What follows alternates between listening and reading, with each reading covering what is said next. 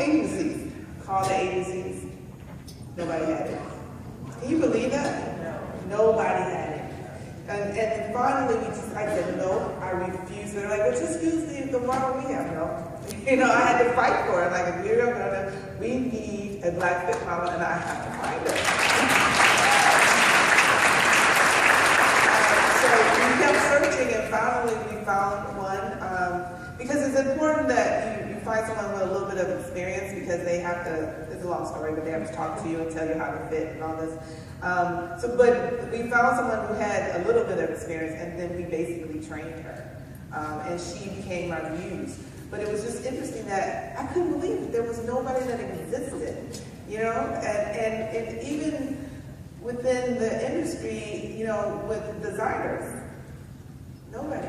I mean, there's a few out there, but the ones that tried, they never got anywhere. It's almost like they, you know, suppress it, because you have to get in the magazines, you have to, you know, get in the stores, so you need to have connections with getting in the stores. The minute you say black, no, try that store over here. Why don't you try that story? It's like hard to get it, so you know, you have to really work hard on getting the right marketing team. And so I made sure I put together a diverse marketing team. And then when I did like my books and things, my fashion books, and I made sure that I had 2 models. And it was really interesting, because my partner's like, why do I have to pay for 2 models? Everybody else just has 1 model. I said, okay, we can have 1 model, she'll be black. They go, no. If you do that, you won't sell your jeans.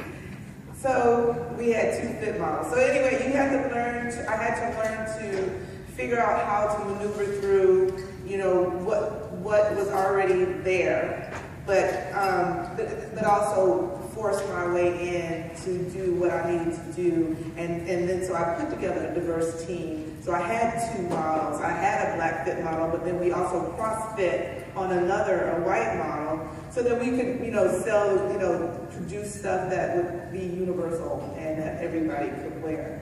But anyway, I thought through that, and I made sure that I stayed true to who we were and who we started with. But it was hard doing it.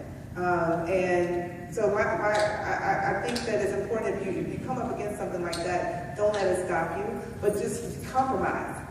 Find a way to include everybody and compromise. So that's what I did. You know, I had 2 fit models. I had 2 models, you know, for my lookbooks, and whenever we did advertising, and, you know, I just went out there and you know, did what I had to do.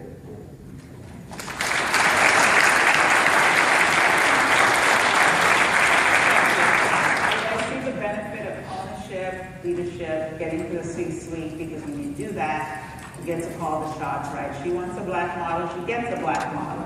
And you can only do that when you can call the shots. So let's not, I think Guy said, do it, follow your passion, you'll make money. Let's just be consistent and relentless, so that we can be in the positions of power, because that's what it's going to take to change our environment.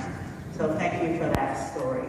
I'm going to open up for the audience for a couple of questions, because they did ask me to follow instructions. I'm not doing a good job at it, but I have some lines, so whatever.